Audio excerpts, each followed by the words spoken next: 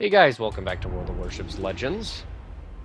Tonight we are queued up in the Tier 7, the Massachusetts and American Navy Iowa class. We actually are running a secondary build. Hope you guys all had a great couple of weeks celebrating the 4th of July. I know I did. I went down to the city of Indianapolis for the state gun show. Saw some pretty cool relics down there from the World War II era. Even some newer, cooler stuff. But, yeah. I hope everybody had a fun and safe 4th of July. I know it's still kind of the fireworks season here, still the same week. So everybody out there, be safe. Don't be sticking your head over those mortar tubes. I don't know why I'm going on a safety tangent. That's just how you know I have nothing better to talk about. So, the main topic of this game is going to be the opinions on 4K. So if you guys haven't seen Wargaming's most recent Discord or whatever post, if you will, their social media, they announced that, you know, if you switch to PS5, you get the 4K, blah, blah, blah, blah, blah. We all know, right? All of us that have been gaming on PS5 have known that the 4K ray tracing has been an option in the game for quite some time. Like, it's really nothing. It's nothing new for us, I guess. So, more or less, I feel like that post was encouraged to have people purchase a PS5 to get, you know, the graphic quality out of this. We get a nice Citadel on the Talon. I mean, that's just what you get for sailing broadside. You can't do it in the Massachusetts, man. I mean, we got sticky shot. So, you're gonna get touched. Anyways, the topic I wanted to talk about here is the 4K. You know, we're running it in this game, which I don't know if you'll see or not, but I actually try to turn it off mid-game. I know it's kind of hard to tell, but you'll notice every time I ADS or try to do the overhead camera and look around and whatnot, I feel like my frame rates drop a little bit. So that's actually the whole reason why I don't run it. Now, you cannot argue that the setup isn't correct. You know, I'm running the PlayStation 5 platform. I even have the TV from Sony built to run the PS5. I mean, it was a very expensive TV, as I just wasted a whole salvo on the Talon. I didn't realize winning kill was going to drop them. But I feel like when you first load up the game and you're running the 4K option, it takes about, you know, somewhere between like 2 or 3 matches before your game actually adjusts to the graphic settings. But it was getting to a point where I actually had to turn it off because it was kind of making me motion sick a little bit. I just felt like every time I tried the overhead or ADSing, it just like it just felt choppy all of a sudden. I don't know how to explain it. We might capture some clips of it or small footage of it here. But the game, I mean, it looks great on 4K. Like, let's look at this. The quality on here is just, it's unbeatable. I mean, I love it, so. I'm not saying 4K was a bad option. Maybe I just, maybe there's some other settings I need to adjust. So, those of you who are a lot better with settings and looking at certain specs, let me know what I'm doing wrong here. Is there a setting on the PlayStation 5 itself that I need to turn on? And, you know, I'm not, I'll be honest, like when it comes to PCs and gamings and stuff, man, like I don't know. Like if it works, then that's good enough for me, all right? I honestly don't know how that wasn't a Citadel in the Vanguard. I mean, the dude's mostly broadside to us, you know, sailing, and at this angle, or at this range, like that should have been death. Like, let's be honest here. Torpedoes, direct front. Our secondaries are starting to chew at them. But my failure to remove him right there is actually going to bite me in the end of the match. I almost had a hiccup right there. Surrey's just camping behind the island, what they do best. See if Duramax can go out there and wipe them out. Him popping that sonar there was actually super clutch. Like, I'm going to be honest, I would have been sailing you know, straight into those, and probably would have eaten every single one of them had he not popped that sonar. So that's why it's clutch having teammates that that know when it's appropriate to pop consumables. It's such a pet peeve of mine when the match just starts and cruisers or destroyers just pop their consumables right away. Like you're not helping.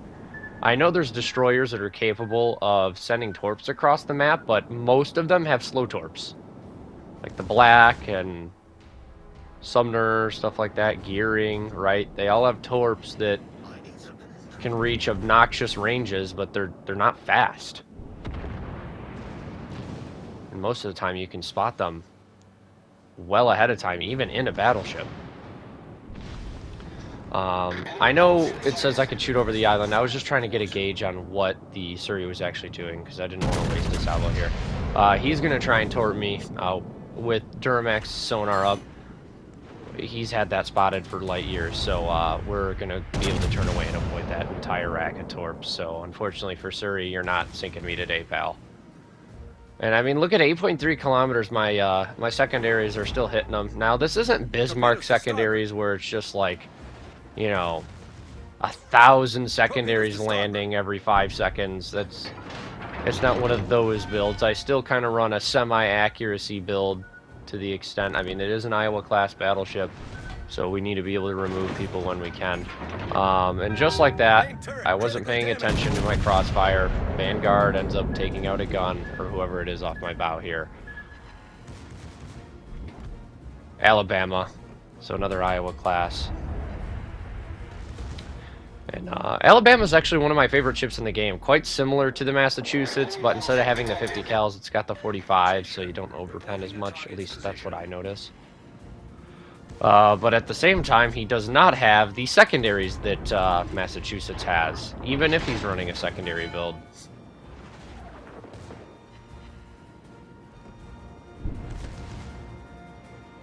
And we already have 42 secondary hits, and I end up popping the secondary consumable there, because you know what, man?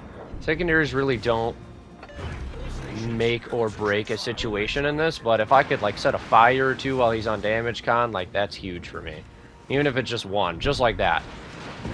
You know, most BBs are gonna let a single fire burn, and I actually got lucky not to be removed right there. Like that was such a terrible maneuver. I know I was lowering my citadel by turning away, but I mean, I really did get lucky there. The RNG was just on my side. I mean, I feel like normally I would have been Davy Jones' locker after a move like that.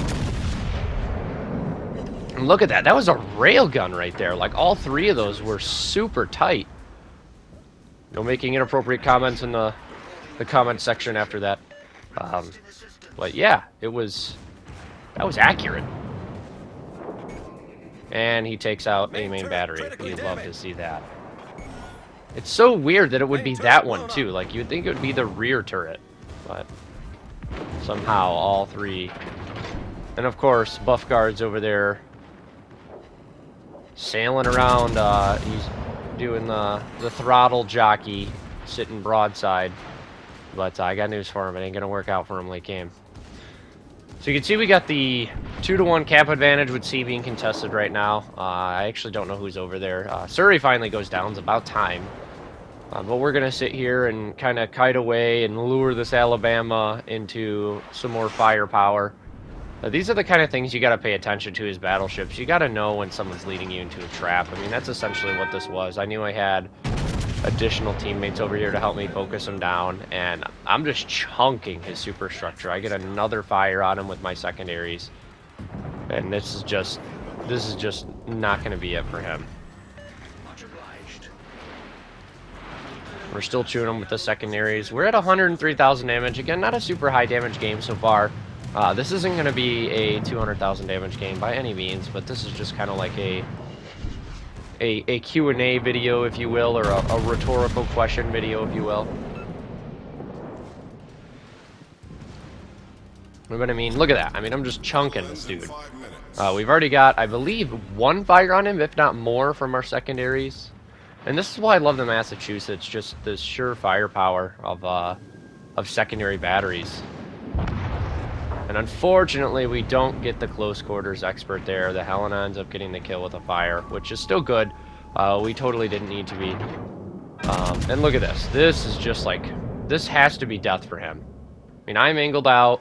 He's going to get a couple of hits on me. And all my shells just fell short there. All of them. Like, how? I was even, I believe, yeah, I was slightly above the water line, too. And they all fell short. Like, how the heck does that happen? And he's going to be able to get away now because, yep. Yeah, Wargaming says I can't shoot over the island. I'm just going to try it because, you know, you miss 100% of the shots you don't take. And, yep, I'm going to end up missing 100% of those. I should have just not taken it. But if you're paying attention to our ribbons up there, look, we're at 152 secondary hits. And I'll be honest, man, like, this is...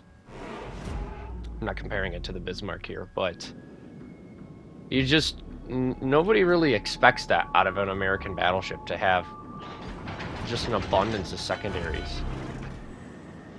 We're going to go ahead and cycle our last heal here, and we still got the 2-to-1 cap advantage. Our team's doing pretty solid. We got 2 battleships and a cruiser compared to their destroyer, cruiser, and battleship. And we're rolling. We're rolling. As you see, the enemies start capping A. That's probably the destroyer. Let's be real. Out here sneaking around. What they do best.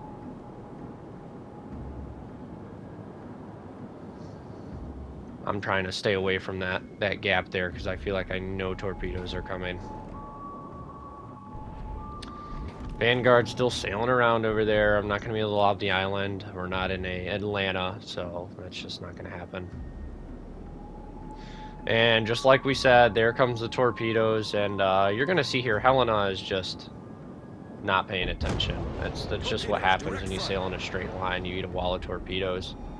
So with him eating those, that actually saves us a little bit. We're able to turn in and avoid a set of torpedoes. But if I don't push in here soon, we're going to lose, and that's just how it is. So that's what's got to happen here. They could easily catch up. There's plenty of time left. 2 minutes.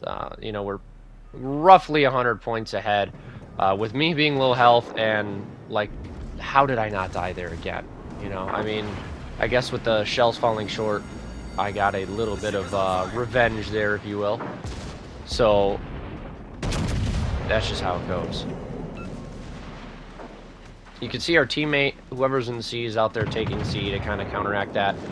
I know ramming is very frowned upon, but I did this to secure us the points. You know, that way, if they were to somewhat catch up,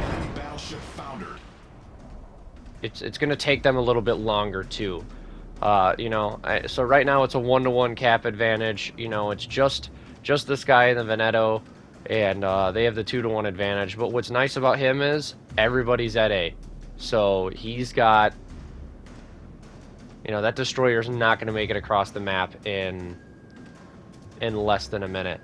Now the thing is, they could get B here, but there's not enough time for them. Even, you know, they'll cap it in time, but there's not enough time left to earn points off of it. So we ended up finishing the match with 154,000 damage and a high cal, 181 secondary hits. It's quite impressive out of an Iowa-class battleship. You got to give it that. So this last segment here is going to be quite a boring 40 seconds. Really no fighting here. So it's just our teammate securing the win. The last question I have for you guys is, what style of mics do you guys suggest for YouTube? You know, currently now, I just have your... Actually, I don't even know what headset I have. That's bad. Whatever the... I don't even know where the box is. This is embarrassing. Anyways, I've been thinking about getting like a desktop microphone, if you will, like the streamers have been using, and just seeing if anybody had any recommendations. I know there's a lot out there, the Yetis or the Novas or whatever. Those who are experts on that stuff, leave me a suggestion in the comments, and maybe we'll start editing videos with that to update the sound quality. But anyways, that's going to be it, guys. I will catch you in the next video.